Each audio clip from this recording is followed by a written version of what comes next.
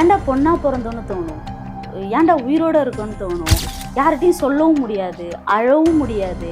அந்த இடத்துல ஏமா அழுற அப்படின்னா மொத்தத்தையும் சொல்லணும். 100 பேர் பார்ப்பான். நமக்கு மட்டுமே தெரிஞ்ச விஷயத்த 100 பேர் பார்ப்பான். இன்னைக்கு உலகமே பார்க்க போகுது. இவ பெரிய பத்தினி, இவ சொல்ல வந்துட்டா, நீ முதல்ல ட்ரெஸ்ஸை ஒழுங்கா போடு, நீ முதல்ல ஒழுங்கா இரு, நீ பெரிய ஒழுங்கு மாதிரி பேசாத, உன்னை எத்தனை பேர் என்ன பண்ணானோ. செந்தில் ஏன் அப்படி பண்ணது இல்லை இல்லைம்மா, நான் அப்படிலாம் பண்ணலாமா, நான் சும்மா விளையாட்டுக்கு பண்ணேன் அப்படி. அது விளையாட்டுக்கெல்லாம் கிடையவே கிடையாது, தப்புன்னு எனக்கு நல்லாவே தெரியும். ரேப் நடக்கிறதுக்கு ட்ரெஸ்ஸு தான் காரணம் அப்படின்னா 70 வயசு 80 வயசு பாட்டி மேலெல்லாம் உங்களுக்கு அந்த ட்ரெஸ்ஸுனால வந்துருக்குதா மோகம். கிளாமர் மட்டும் தானே. அந்த காலத்தில் சிஎம்மாக இருந்தவங்க வரைக்கும் தான் அந்த காலத்தில் வந்து கிளாமராக நடித்தாங்க. அதுக்காக நான் அந்த காலத்தில் அப்படி நடந்துச்சா என்ன? இப்போ மூளைக்கு மூளை நடக்குது. யாரை விட்டு வச்சிருக்கா? வயசானவங்களது குழந்தை வரைக்கும் யாருமே விட்டு வைக்கிறது இல்லை.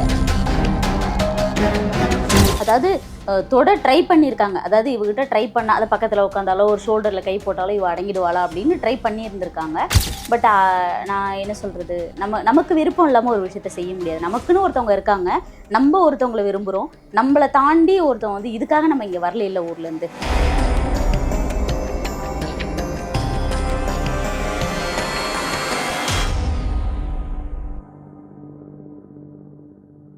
ஜெம் டிவி பார்த்துட்டு இருக்க எல்லாருக்கும் மிகப்பெரிய வணக்கம். நான் உங்கள் சோமஜாமுத்து. இன்னைக்கு ஸ்டார்ட் டுடே நிகழ்ச்சியில் நம்ம கூட யார் இருக்கா அப்படின்னு வந்து பார்த்தீங்கன்னா, ஆல்ரெடி உங்களை நாங்கள் வந்து இன்டர்வியூ பண்ணியிருப்போம். அப்புறம் எதுக்குடா இப்போ கூப்பிட்டு வந்தீங்க அப்படின்னு சொன்னால், ரீசெண்ட் டைமில் வந்து பார்த்தீங்கன்னா பெண்களுக்கு எதிராக நிறைய வந்து வன்கொடுமைகள்லாம் வந்து நடந்துட்டு இருக்கு. அதை பற்றி ஒரு நடிகையாக அவங்களுக்கு நடந்த ஒரு சில விஷயங்களை வந்து நம்ம கிட்ட ஷேர் பண்ணி போகிறாங்க. நடிகை தஷ்மிகா அவங்க தான் வந்திருக்காங்க. வணக்கம் மேம், எப்படி இருக்கீங்க? ரொம்ப நல்லா இருக்கேன். எப்படி போயிட்டு இருக்கு லைஃப்லாம்? இப்படிதான் போயிட்டு இருக்கு. இப்படிதான் போயிட்டு இருக்கா? சரி, ஓகே மேம். இப்போ வந்து பார்த்தீங்கன்னா ரீசெண்ட் டைமில் இப்போ அண்ணா யூனிவர்சிட்டி பிரச்சனையாக இருக்கட்டும், அதுக்கப்புறம் பார்த்தீங்கன்னா நிறைய ஊர்களில் நிறைய பெண்களுக்கு தொடர்ந்து வந்து செக்ஷுவல் ஹராஸ்மெண்ட் வந்து நடந்துட்டு தான் இருக்குது. ஓகேங்களா? இப்போ ரீசெண்ட் டைமில் நீங்கள் நடித்த அந்த ஃபயர் மூவியை கூட நீங்கள் எடுத்துக்கலாம். அதுக்கு அகெயின்ஸ்டாக தான் எடுத்திருப்பாங்க. பட் அதுலேயுமே நிறைய கிளாமர் சீன்ஸ் எல்லாம் வந்து நிறைய இருந்திருக்கும். பட் அதில் வந்து உங்களுக்கு வந்து எப்படிங்க, புடவை கட்டின ரோல் நீங்கள் கேட்டு வாங்கினீங்களா, இல்லை கிளாமர் வேணாம் அப்படின்னு சொல்லிட்டு நீங்கள் வாங்கினீங்களா, இல்லை டேரக்டரே கொடுத்தாங்க? இல்லை, எனக்கு இதை பற்றி எதுவுமே தெரியாது. டைரக்டர் இவர் தான். ஏன்னா டைரக்டர், ப்ரொடியூசர், ஆக்டர் மூணுமே அவர் தான். ஆக்சுவலாக எனக்கு இது இவங்க தான் பண்ண போகிறாங்க, இவங்களோட மூவி தானே எனக்கு தெரியாது. எனக்கு தெரிஞ்ச ஒருத்தர் சொல்லி தான் நான் போனேன். அதுவும் எனக்கு நாள் வந்து ஒரு 9 o'clock இருக்கும். அந்த மாதிரி தான் எனக்கு கன்ஃபார்ம் ஆச்சு. அங்கே போனதுக்கப்புறம் எனக்கு ஒன்றுமே புரியல. ஈவினிங் தான் எடுக்க ஆரம்பித்தாங்க ஷூட்டு. அப்போ பார்த்தா பத்மன் அப்படிங்கிற ஒரு வில்லன் கேரக்டர் ஒன்று பண்ணியிருந்தார். அவர் கூட நடிச்சிருந்தேன். பட் எனக்கு இந்த மாதிரி சீன் அப்படின்னோடனே சரி உள்ளே போகணும் உள்ளே ஏதாவது சீன் வச்சுருவாங்களோன்னு ஒரு பயம் இருந்துச்சு. ஆனால் அந்த மாதிரி சீன்ஸ் எல்லாம் இல்லை, தப்பிச்சிட்டேன். ஆனால் அன்னைக்குமே ரிவ்யூவில் கூட கேட்டது என்னென்னா, ஏன் அவங்களும் அந்த மாதிரி தான் சீனு, பட் அவங்களையும் நீங்கள் அப்படி காமிக்கல, கிளாமராக காமிக்கல, மற்றவங்களையும் காமிச்சிருக்கீங்க அப்படின்னு கொஸ்டின் வந்துச்சு. ஓகே, இப்போ வந்து பார்த்தீங்கன்னா இது நம்ம ஆக்டிங் ஃபீல்டு, இதை விட்டுருங்க. இப்போ ரீசெண்ட் டைமில் ஒரு பெண்ணாக வந்து நிறைய இடத்துக்கு நீங்கள் ட்ராவல் பண்ணுறீங்க, நிறைய இஷ்யூஸ் வந்து ஃபேஸ் பண்ணுறது மாதிரி உங்களுக்கு இது இருக்கும். ஏன்னா வந்து இப்போ வந்து சின்ன குழந்தையிலேருந்து வயதான பாட்டி வரைக்கும் நிறைய வந்து செக்ஷுவல் ஹராஸ்மெண்ட் வந்து நடந்துட்டுருக்கு. உங்களுக்கு அது மாதிரி வந்து ரீசெண்ட் டைம் ட்ராவல் பண்ணும்போது அது மாதிரி நடந்திருக்கா? ட்ராவல் பண்ணும்போது அப்படிங்கும்போது நீங்கள் சொல்கிறத பார்த்தா சேலம்லேருந்து நான் சென்னை வந்துகிட்டு இருக்கேன். அப்போது பஸ்ஸில் நல்லா தூங்கிட்டு இருக்கேன். அன்றைக்கி எனக்கு உட்காந்து வர்ற மாதிரி சீட்டு தான் எனக்கு கிடச்சிது. உட்காந்து வந்துகிட்டு இருக்கேன். ஃபுல்லாக மூடி இருக்கேங்க. எப்போ தெரியல, ஒன்றும் தெரியல. ஃபுல்லாக சுடி போட்டு, இந்த எல்லாம் ஷால் போடுன்னு சொல்லுவீங்களே, அந்த ஷாலையும் போட்டுட்டு தான் வந்தேன். அதை தாண்டி ஒருத்தனுக்கு அந்த இடுப்பில் நோண்டணும்னு தோணியிருக்கு. நல்ல தூக்கம். ஒருவேளை நம்ம வந்து அது நமக்கு அப்படி தோணி இருக்குமோ, பயத்தினால அப்படி தோணி இருக்குமோ அப்படின்னா, அவன் முழிச்சிட்டு இருக்கான், எல்லாரும் தூங்கிட்டு இருக்காங்க, அவன் மட்டும் முண்டிகிட்டு இருக்கான். ஓகே, அந்த மாதிரி பிரச்சனையை நீங்கள் ஃபேஸ் பண்ணும்போது உங்களுக்கு என்ன தோணும்? ஏன்டா பொண்ணா பிறந்தோன்னு தோணும், ஏன்டா உயிரோட இருக்குன்னு தோணும். யார்கிட்டையும் சொல்லவும் முடியாது, அழவும் முடியாது. அந்த இடத்துல ஏமா அழுற அப்படின்னா மொத்தத்தையும் சொல்லணும். 100 பேர் பார்ப்பான். நமக்கு மட்டுமே தெரிஞ்ச விஷயத்த 100 பேர் பார்ப்பான். இன்னைக்கு உலகமே பார்க்க போகுது. இப்போ வந்து பார்த்தீங்கன்னா, இப்போ நம்ம ஒரு பெண்ணாக பிறந்துட்டு வந்து நிறைய ஸ்ட்ரகிள்ஸ் எல்லாம் தாண்டி தான் வந்து வளர்ந்துட்டு இருக்கோம். ஓகேங்களா? இப்போ வந்து பார்த்தீங்கன்னா, நம்ம ஏன் வந்து இப்போ வந்து ஒருத்தன் தப்பு பண்ணுறான், இப்போ அதே ஒருத்தன் திருடுனா நம்ம வந்து கம்ப்ளைண்ட் பண்ணுறோம்ல. இப்போ உங்கள் பேக்கே யாரோ பிடிங்கிட்டு போனால் வந்து இதை கம்ப்ளைண்ட் பண்ணுறோம். ஏன் நிறைய பெண்கள் வந்து இது வரைக்குமே வந்து நமக்கு ஒரு இடத்துல செக்ஷுவல் ஹராஸ்மெண்ட் நடக்குதுன்னா அதை ஏன் வெளில சொல்ல மாட்டேங்கிறாங்க, கம்ப்ளைண்ட் பண்ண மாட்டேங்கிறாங்க? இதை வந்து இந்த இன்டர்வியூ ரிலீஸ் ஆகும்போது எனக்கு வர்ற கமெண்ட்லேயே நீங்கள் தெரிஞ்சுக்கலாம். ஒரு பொண்ணு வந்து தனக்கு நடந்த ஒரு விஷயத்த, ஒரு இந்த மாதிரியான விஷயத்த வந்து எனக்கு இப்படி ஆயிடுச்சு, என்ன ஒருத்தன் இப்படி பண்ணிட்டான் அப்படின்ற விஷயத்த வெளியில் சொன்னாலே, இவ பெரிய பத்தினி, இவ சொல்ல வந்துட்டா, நீ முதல்ல ட்ரெஸ்ஸை ஒழுங்காக போடு, நீ முதல்ல ஒழுங்காக இரு, நீ பெரிய ஒழுங்கு மாதிரி பேசாத, உன்னை எத்தனை பேர் என்ன பண்ணானோ, இப்படிதான் பேசுறாங்க. ஆனா ஒரு ஒரு ஆண் வந்து ஆணும் காவலனே, எல்லா ஆணையும் நாங்க தப்பு சொல்ல கிடையாது. அந்த மாதிரி இருக்கிற ஆணுக்கு ஏன் இந்த கமெண்டர்ஸ் வந்து இவ்வளோ சப்போர்ட் பண்றாங்க? ஏன் பெண்ணை வந்து அந்த இடத்துல இழிவுபடுத்துறாங்க? அப்புறம் எப்படி முன் வருவாங்க சொல்றதுக்கு?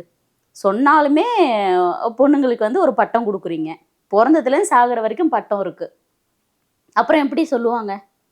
Okay ma'am. இப்போ வந்து பார்த்தீங்கன்னா ரீசெண்ட் டைமில் உங்கள் ஃபேஸ்புக்கில் வந்து சித்தா படம் ரிலீஸ் ஆனதுக்கப்புறம் ஒரு போஸ்ட் ஒன்று போட்டிருந்தீங்க.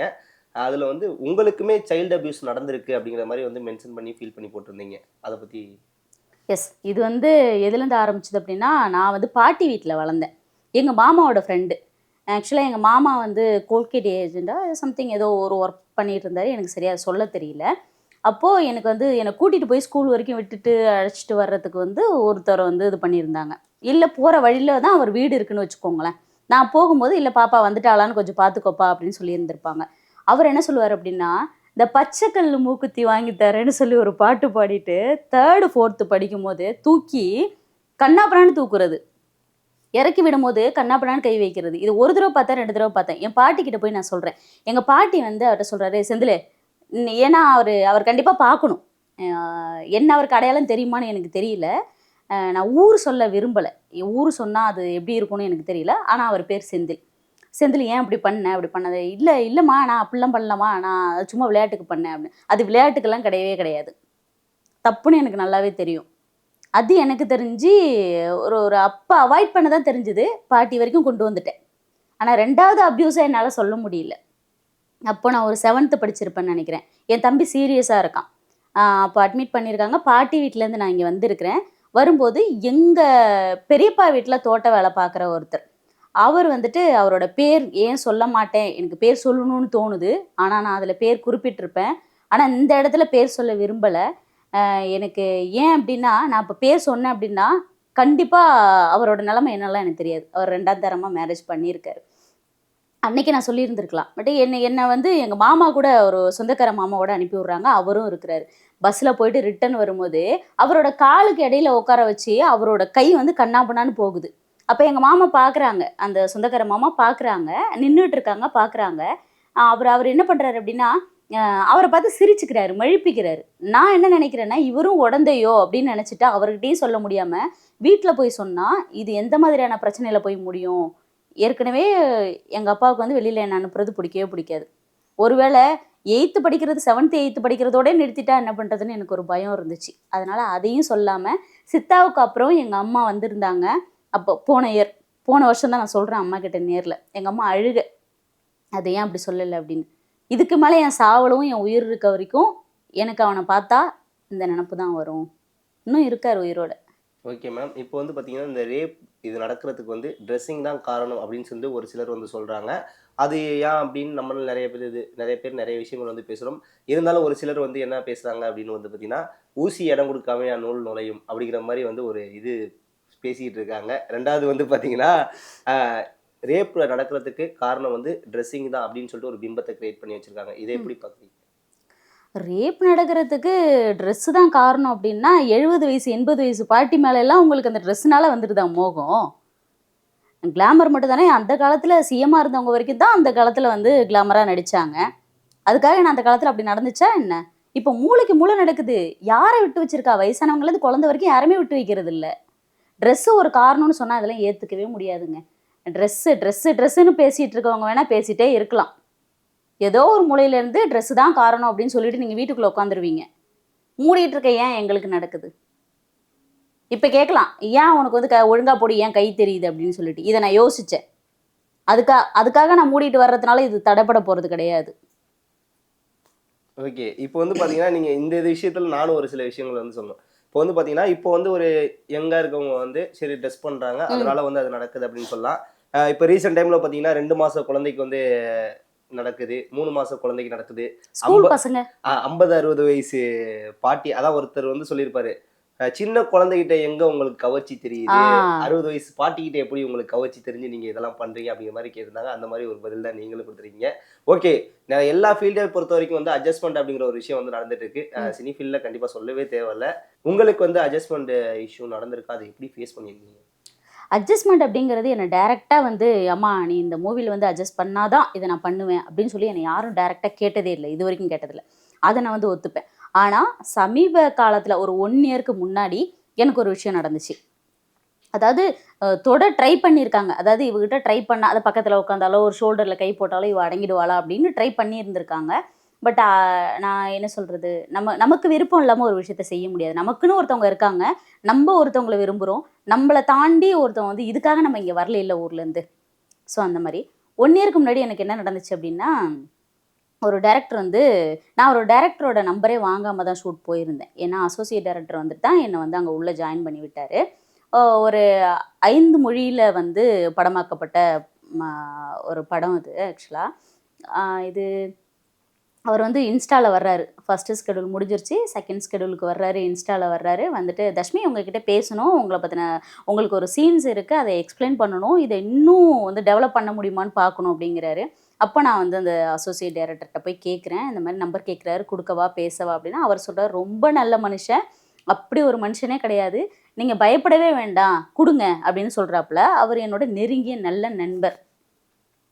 சரி நான் நம்பர் கொடுக்குறேன். உடனே வர்றாரு, உடனே கால் பண்ணுறாரு. சொல்லுங்கள் சார் அப்படின்றேன். எப்படி தெரியும் அப்படின்னாரு. இல்லை சார் இப்போ தானே பேசினேன், உங்களை எனக்கு தெரியும் அப்படின்ற மாதிரி போகுது. வந்துட்டு சீனை எக்ஸ்பிளைன் பண்ணுறாரு. இதுக்கு மேலே நான் டெவலப் பண்ணுற மாதிரி இருக்குது, நீங்கள் ஏதாவது உங்களோட சைட்லேருந்து ஏதாவது இருந்தால் சொல்லுங்கள் அப்படின்றாரு. சரி சார் அப்படின்றேன். அன்னைக்கு அப்படியே முடிஞ்சது. மறுநாள் கால் பண்ணுறாரு. மறுநாள் கால் பண்ணிட்டு என்னம்மா பண்ணிகிட்டு இருக்க? அப்போ வாங்க போங்க மேடம் வந்து தேஞ்சி வா போவாகுது. சொல்லுங்கள் சார் அப்படின்னு சொல்லி நான் திரும்ப சொல்லுங்கள் சார் நான் அழுத்தி சொல்கிறேன். அவரோட மரியாதையை வந்து அந்த இடத்துல வைக்கணும் அப்படின்னு. அவர் இல்லை, அப்படியே போயிட்டுருக்காரு, அப்படியே கால் பண்ணிகிட்ருக்காரு. ஏன் ஆஃபீஸ் பக்கம் வா, ஏன் டீ சாப்பிட்டு போகலாம். இல்லை சார் நான் டீ சாப்பிட்ற பழக்கல. ஏன் அப்போ ஐஸ்கிரீம் சாப்பிட்டு கொஞ்சம் நேரம் பேசி எடுத்துகிட்டு போகலாம் வா அப்படின்றாரு. இதுக்கும் கமெண்ட் வரும். கூப்பிடுறாரு. நான் சொல்கிறேன், இல்லை சார் நான் செம்ம குடின்னு எனக்கு தெரியுது, அவாய்ட் பண்ணுறேன், இந்த கிளம்பிட்டேன் சார், வரேன் சார், கிளம்பிட்டேன் சார். ஆனால் நான் போகல, என் வேலையை தான் நான் பார்த்துட்ருக்கேன். 12 மணிக்கு அடிக்கிறாரு. சார் காலையில் எனக்கு ஒரு 5 மணிக்கு ஒரு ஷூட் இருக்குது, நான் போகணும், நான் தூங்கணும் சார், நான் உங்களுக்கு நாளைக்கு பேசுகிறேன் அப்படின்னு சொல்லிட்டு கட் பண்ணுறேன். இல்லை சரி, எனக்கு வழியே இல்லாமல் அவாய்ட் பண்ணிவிட்டு சைலண்டில் போட்டு படுக்கிறேன். காலையில் எழுந்துச்சா ஒரு 50 கால் இருக்கும். 5:30 மணிக்கு கார் ஏறுறேன். கார் ஏறுறதுலேருந்து 10 மணிக்கு ஷூட் முடிக்கிற வரைக்கும் எல்லாத்துலேயும் இருக்குது. ஃபேஸ்புக் கமாண்ட் விடலைங்க, இன்ஸ்டா கமாண்ட் விடலை, இன்பாக்ஸ் விடலை, வாட்ஸ்அப் விடலை, ஷேர் சாட் விடலை, நார்மல் மெசேஜ் விடலை. எல்லாத்துலேயும் வாடி போடி வர்றியா இல்லையா. ஒரு மனுஷனால் ஒரு இது வந்து நான் கம்ப்ளைண்ட் பண்ணோம். ப்ரொடியூசர் வந்து மன்னிப்பு கேட்டாங்க. ஏன்னா அவங்க வந்து தங்கம், அப்படி ஒரு மனுஷங்க. எப்பயுமே ப்ரொடியூசரை தான் குறை சொல்லுவாங்க. நான் சொல்கிறேன், ப்ரொடியூசரை வந்து குறை சொல்கிற அளவுக்கு ஒரு துளி கூட கிடையாது. போயிட்டு வந்தாச்சு. அவங்கள்ட்ட நாங்கள் எங்கள் வீட்டிலேருந்து வந்தவங்க என்ன கேட்டாங்கன்னா, அவரை என் கையில் மட்டும் கொடுங்க, நாங்கள் பேசிக்கிறோம் அப்படின்ட்டாங்க. இல்லை இது வன்மம்லாம் வேண்டாம், வன்முறையெல்லாம் வேண்டாம், நாங்கள் பேசி இது பண்ணிக்கிறோம். மலையாளிஸ் அவங்க பேசிட்டு விட்டாங்க. வீடு வந்ததுக்கப்புறம் அன்னைக்கு நைட்டே நம்பர் ஷேர் ஆகிடுச்சுங்க. அன்னைக்கு நைட்டே உங்களோட நம்பர் எல்லாத்தையும் ஷேர் பண்ணிட்டாரு. ஆனால் அவர் பண்ண பெரிய தப்பு என்னன்னா, அவரை சுற்றி உள்ளவங்கள்ட்ட வந்து அவரை ஊரை சுற்றி உள்ளவங்கள்ட்ட கொடுத்துட்டாரு. டைரக்டர் கொடுத்துருக்காரு. ஆனால் அவர் மேலே சந்தேகம் இருந்தாலும் அவர் தான் என்னால் சொல்ல முடியல. இது 1 வருஷமாக 2 மாதத்துக்கு ஒரு தடவை, 3 நாளைக்கு ஒரு தடவை, 10 நாளைக்கு ஒரு தடவை கால் வந்து எடுத்த சிறுக்கே உன்னை நான் அப்படி பண்ணணும் இப்படி பண்ணணும், வர்றியா, உனக்கு என்னடி ரேட்டு, இப்படிலாம் கேட்க ஆரம்பிச்சோன்னே எனக்கு ஒரு மாதிரி பயம் வந்துருச்சு. இப்படி நம்மக்கிட்ட இது வரைக்கும் பேசினதே கிடையாது. எங்கேயாவது தப்பு பண்ணியிருக்கணுங்க. இப்படி பேசணும் அப்படின்னா எங்கேயாவது நம்ம தப்பு பண்ணியிருந்தா தானே அவங்க வந்து பேச முடியும். எங்கேயுமே நான் தப்பு பண்ணலை. எனக்கு தெரிஞ்சு நான் வந்து வேலைக்காக எங்கேயுமே வந்து பணிஞ்சது கிடையாது, எதுக்காகவும் போகலை. அப்படி இருக்கும்போது இவங்க வந்து இப்படி பேசுகிறாங்க அப்படின்னா நமக்கு ஒரு டவுட் இருக்கும்ல. அப்போ என்னை சுற்றி வந்து இருக்கிறவங்க மேலே எல்லாம் வந்து எனக்கு டவுட் வந்துச்சு. பட் ஸ்ட்ராங்காக இவங்க மேலே தான் டவுட் இருந்துச்சு. நான் அசைக்கவே இல்லை. அதுக்கப்புறம் க்ரைம் போகிறேன். க்ரைம் வந்து ஆன்லைன் கம்ப்ளைண்ட் கொடுத்துட்டு க்ரைம் போகிறேன். அவங்க இது பண்ணுறாங்க, பேசுகிற எல்லாமே ஒரே ஆள். அந்த வாய்ஸ் எல்லாமே இவனுக்கு அனுப்புகிறேன். பெருசாக வந்து பூமுன்னு இந்த விஷயத்தை கொண்டு வர வேண்டாம், கண்டிச்சு மட்டும் விடுங்கன்னு நான் சொல்லிட்டேன். அப்போ நான் இவருக்கு அனுப்புகிறேன். அனுப்புன அடுத்த செகண்டு எல்லாத்தையும் பிளாக் பண்ணிட்டு டெலிட் பண்ணிட்டு ஓடுறாரு. அப்போ கன்ஃபார்ம் ஆகுதா இல்லையா? கண்டிப்பாக. வீட்டுக்கு பக்கத்தில் தான் இருக்காரு. அப்போது நான் அந்த வீட்டிலேருந்து வாக் போகிறதுக்கு பயப்படுறேங்க, கடைக்கு வர பயப்படுறேங்க, ஜிம் போக பயப்படுறேன், எல்லாத்துக்கும் பயந்தேன். நம்மளை சுற்றி என்ன நடக்குதுன்னே தெரியல, இவ்வளோ கால் வருது, யாருன்னே தெரியல, என்னது பண்ணிட்டா என்ன பண்ணுறதுன்னு அவ்வளோ பயம். ஓகே, இப்போ நீங்கள் நிறைய ஆண்களால் பல பிரச்சனைகளை வந்து ஃபேஸ் பண்ணிட்டு வந்திருக்கீங்க தொடர்ச்சியாக. சில ஆண்களால் ஓகே, ஆண்கள்னாலே இப்படி தான் அப்படின்னு என்னைக்காவது நினச்சிருக்கீங்களா? இல்லைங்க, நான் அப்படி வந்து என்னோட பழகுறவங்க சிறு சீண்டுதலோ தூண்டுதலோ இருந்தாலும் கூட அவங்கள சகிச்சுக்கிட்டு நான் நினைப்பேன், இவங்க வந்து ஏதோ ஒரு மனநிலையில் பண்ணிட்டாங்க, இவங்கள வந்து இல்லை எனக்கு இந்த விருப்பம் இல்லை அப்படின்னு சொன்னால் மாறிடுவாங்க அப்படின்லாம் நினச்சிருக்கேன். அப்படி மாறி ட்ராவல் பண்ணவங்களும் இருக்காங்க. எனக்கு உன் மேலே இப்படி தோணுது, உனக்கு ரெடியா அப்படின்னு கேட்டவங்களும் இருக்காங்க. இல்லைப்பா நான் அந்த மாதிரி ஆள் இல்லை, எனக்கு ஆள் இருக்குது அப்படின்னு சொல்லும்போது, அப்படியா சாரி தர்ஷினி, ஆனால் நான் உன்னை இழக்க விரும்பலை, நல்ல நட்பாக ட்ராவல் பண்ணலாம் அப்படின்ட்டுருவாங்க. ஆனால் என்னைக்கோ எங்கேயோ பார்க்கும்போது அந்த எண்ணமும் இருக்கும், அது கூடிய ஒரு வலியோட சிரிப்போட நான் கடந்து போயிடுவேன். ஓகே. உங்களுக்கு எந்த விஷயத்துல ம். கோபம் அதிகமா வரும்? அது மாதிரி கோவப்பட்டு யாரையாவது அவாய்ட் பண்ணியிருக்கீங்களா? Name S. நேம் சொல்லலாம், இல்ல சொல்லாமலும் சொல்லலாம். நேம் சொல்லணுன்ட்டுலாம் நான் அவ்வளோ பேரையும் சொல்ல முடியாது. ஏன்னா நான் நிறைய பேரை அவாய்ட் பண்ணிட்டு இருக்கிறேன் இப்போ. அவ்வளோ பேர்லாம் சொல்ல முடியாது. என்ன சடார்னு பழகாத ஒரு ஆள் வந்து வா போ அப்படின்னா பிடிக்காது எனக்கு. வா போ வாடி போடின்னு சும்மா நேர்லயே பார்க்காம எப்பயோ பேசுகிறவங்க வந்து வாடி போடி வா போ, அந்த உரிமையெல்லாம் வந்து நான் எல்லாருக்கும் கொடுக்கறது கிடையாது. அப்படி பேசினா எனக்கு பிடிக்காது. ஒரு சிலர் மட்டும் குறிப்பிட்டு சொல்லக்கூடிய ஒரு சிலர் மட்டும்தான் இருக்காங்க. அந்த மாதிரி எனக்கு முன்னாடி காரணமே இல்லாமல் சின்ன சின்ன விஷயத்துக்கெல்லாம் ஆர்கியூ பண்ணி சவுண்டு விடுறவங்கள எனக்கு சுத்தமாக பிடிக்காது. முன்னாடி நின்று கச்ச கச்ச கச்ச கச்ச கச்சன்னு சத்தம் போட்டுட்டே இருந்தால் ஒரு முறை மன்னிப்பேன், மறுமுறை மன்னிப்பேன். எனக்கு வந்து எப்படின்னா ஒதுங்கி போய் பார்ப்பேன். சரி இதோட இவங்க திருந்திருவாங்க, இதுக்கு மேலே வந்து இவங்க இதை பண்ண மாட்டாங்கன்னு நினைப்பேன். திரும்ப திரும்ப கத்திட்டே இருக்கும்போது இது லைஃப் லாங் நம்ம கொண்டு போக முடியாது. நம்ம ஒர்க் அப்படி அடித்து தள்ளி விட்டு போயிடும். ஓகே. உங்க லைஃப்ல இவங்க இல்லைன்னா எதுவுமே நடக்காது அப்படின்னு யாராவது ஒரு நபர் இருக்காங்களா? இருக்காங்க. ஃபஸ்ட்டு எங்கள் அம்மா, அடுத்து வந்து விக்கி. விக்கி யார் அப்படின்னா பாருங்க, இன்னும் வரப்போகுது. என்னோட லவ்வர். ஆக்சுவலாக அவர் இல்லைன்னா எனக்கு எதுவுமே இல்லை அப்படின்னு இந்த நிமிஷம் வரைக்கும் தோணுது. இந்த நிமிஷம் வரைக்கும் சரி ஓகே வேலை வந்துடுச்சு, பிஸி ஆகிட்டேன், ஏதோ ஒரு மூலையில் சரி ஓகே அப்படி விட்டுட்டு போனாலும் இல்லாமல் வாழ்ந்துடலாம் அப்படின்னு தோணும். ஆனால் வேலையெல்லாம் முடிச்சுட்டு வந்து வீட்டில் வந்து படுத்து தூங்கும்போது எனக்கு நீ தான் வேணும் அப்படின்னு அழுவேன். எனக்கு அவர் இல்லாமல் ஒரு செகண்ட் கூட இருக்க முடியாதுங்க, யோசிக்க முடியாது. அவர் என்னை நேரில் பார்க்கலனாலும் பரவாயில்ல டெய்லி, ஆனால் அவர் இல்லாமல் என்னால் இருக்க முடியாது. ஓகே, பரவாயில்ல. ப்ரோ, இந்த மாதிரிலாம் நடக்கும்னு நான் எதிர்பார்க்கல. வந்துருச்சு. ஓகே, அட்ஜஸ்ட்மெண்ட் சினிமாவில் மட்டும்தானா, இல்லை எல்லா ஃபீல்டுலேயுமா? எல்லா ஃபீல்டுலேயும் இருக்குது. எல்லா ஃபீல்டுலேயும் இருக்குது.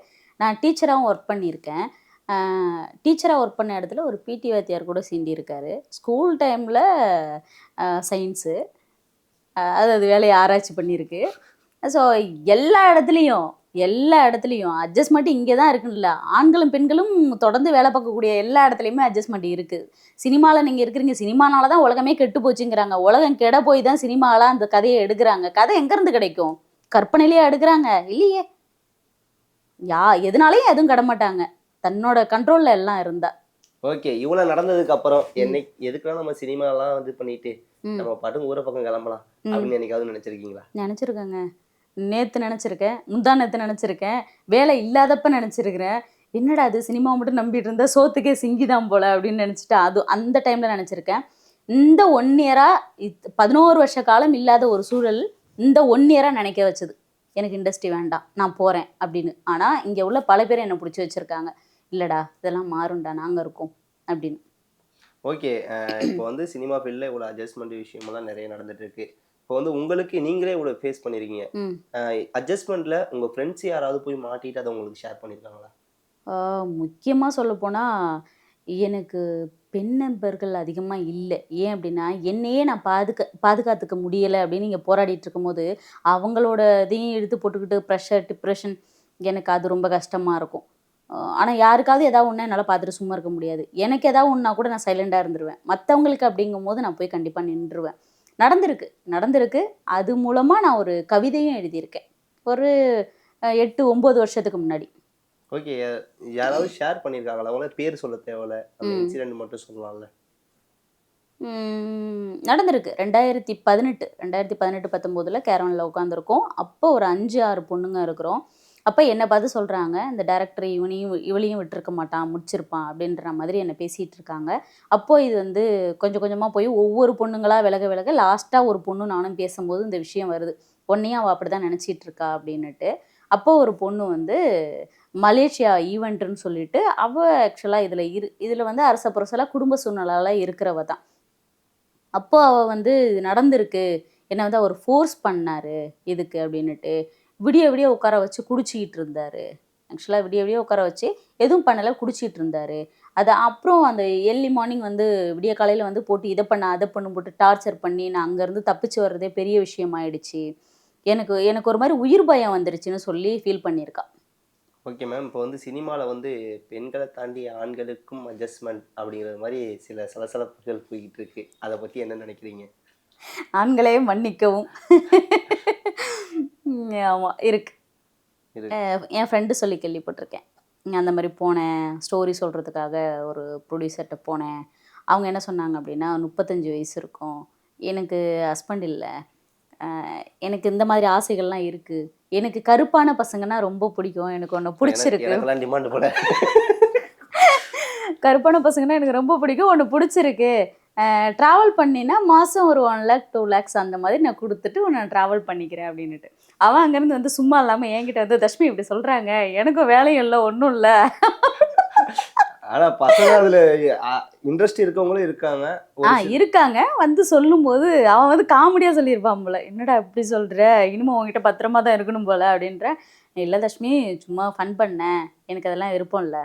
இப்போ வந்து என்னதான் இருந்தாலும் ஒரு சிலர் வந்து என்ன பண்ணுவோம்னா வலுக்கட்டாயமா இப்போ வந்து எனக்கு வந்து இந்த இன்ட்ரெஸ்ட் இருக்கு, இப்போ நான் ஒரு ஆனா இந்த இன்ட்ரெஸ்ட் இருக்கு அப்படிங்கும்போது இப்போ ஒருத்தவங்க சொல்றாங்கன்னா நமக்கு இதுல இன்ட்ரெஸ்ட் கிடையாது, நம்ம வேலை நடக்கணும் அப்படின்ட்டு வந்து ஒதுங்கி வரவங்களும் இருக்காங்க. ஒரு சிலர் வந்து நம்ம வேலை நடக்கணும், நம்ம குடும்ப சூழ்நிலை அப்படின்னு சொல்லிட்டு ஆண்களே பலர் வந்து அட்ஜஸ்ட்மெண்ட்டுக்கு போறாங்க. கொடுமை. அது நான் ஆண்களையும் குறை சொல்ல மாட்டேன், பெண்களையும் குறை சொல்ல மாட்டேன். இதை பண்ணி தான் பிழைக்கணுமா அப்படின்னா எனக்கு அது சொல்ல தெரியல. ஆனால் குடும்ப சூழலுக்காக இங்கே தான் செத்து போயிடலாங்க. தான் தனக்கு ஒன்று அப்படிங்கும்போது செத்து போயிடலாம். விரும்பி செய்கிறவங்கள சொல்கிறேன். விருப்பப்படாத ஒருத்தவங்களை இழுக்கும் போது தான் அதை நம்ம வந்து எதிர்த்து மீடியா முன்னாடி சொல்ல வேண்டியிருக்கு.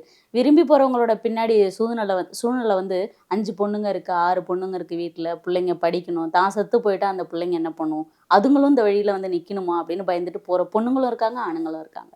Okay ma'am. இப்போ வந்து பார்த்தீங்கன்னா அதையும் தாண்டி பெண்களுக்கு ஆண்களால் தொல்லை, ஓகே ஆண்களுக்கு பெண்களால் தொல்லை, இதெல்லாம் தாண்டி பெண்களுக்கு பெண்களாலே தொல்லை, ஆண்களுக்கு ஆண்களாலே தொல்லை அப்படிங்கிற ஒரு விஷயம் வந்து தொடர்ந்து வந்து போயிட்டு இருக்கு. ஏன்னா இப்போ இன்ஸ்டாகிராம் இருக்கட்டும், எந்த சோசியல் மீடியால போனாலும் வந்து அந்த வானவில்னு ஏதோ ஒரு சிம்பிளை போட்டுடுறாங்க, ஒரு பிஜிஎம் போட்டுடுறாங்க, தொடர்ந்து வந்து அந்த ஓரின சேர்க்கை அந்த மாதிரி எல்லாம் இருக்கு. அந்த மாதிரி யாராவது வந்து உங்க ஃப்ரெண்ட்ஸ் கிட்ட வந்து இது பண்ணி சொல்லியிருக்காங்களா உங்ககிட்ட? இதை நான் சொன்னா உன்னை எவளுமே விட்டு வைக்கலையான்னு கேட்பாங்க ஆடியன்ஸு. ஆனால் எனக்கே அது நடந்திருக்கு. இன்பாக்ஸில் வந்துட்டு ஒரு பொண்ணு வந்துட்டு என்னையே கேட்டிருக்கா, கோயம்புத்தூர் பொண்ணு.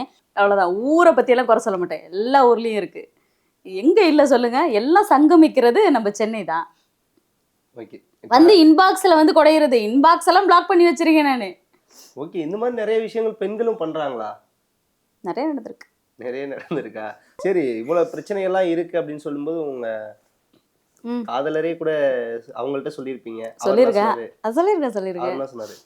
இடையில வந்து ஒரு சம்பவம் நடந்துச்சு, ஒரு சுவாரஸ்யமான சம்பவம். அது எப்படி தெரியும்னு தெரியாது. ஒரு டிரான்ஸ் அவங்க வந்து மும்பையில் உள்ளவங்க போல். ஒரு மாடல் ஷூட்டுக்காக நாங்கள் போயிருந்தோம். போயிட்டு என்னையே பார்த்துட்டு இருந்தாங்க, நல்லா பேசினாங்க. எனக்கு அவங்க குரலில் கண்டுபிடிக்க முடியல அப்படிதான். நல்ல அழகு, செம்ம அழகு. பார்த்துட்டு சிஸ்டர் நீங்கள் ரொம்ப அழகாக இருக்கீங்க, அன்னைக்கு அந்த காஸ்டியூமில் நல்லா இருக்கீங்க அப்படின்னாங்க. ஓகே தேங்க்யூ அப்படி சொல்லிட்டு போயிட்டேன். நான் ரெஸ்ட் ரூம் போயிட்டு திரும்ப வர்றேன். அவங்க சொன்னாங்க ரெஸ்ட் ரூம் எங்கே இருக்குது அப்படின்னாங்க. தப்பாக எடுத்துக்கலன்னா கொஞ்சம் வர முடியுமா கூட, வெளில வந்து நின்றுங்க, ஏன்னா அது கொஞ்சம் அவுட்டரில் இருக்குது அப்படி சொன்னாங்க. சரி ஓகே நான் போயிட்டேன். வெளில போனால் எனக்கு என்ன பண்ணேன், அங்கே உள்ள பூவெல்லாம் பிச்சு கொஞ்சம் இது பண்ணிகிட்டு இருந்தேன். அதுலேருந்து அந்த பூக்குள்ளே இருக்கிற அந்த எல்லோ கலரில் உள்ளதெல்லாம் கையில் ஒட்டிச்சு ஒரு மாதிரி இதாக இருந்துச்சு. காஸ்டியூமில் ஒட்டிக்கும் அப்படின்னு கை கழுவுறதுக்காக அங்கே இது பண்ணேன்.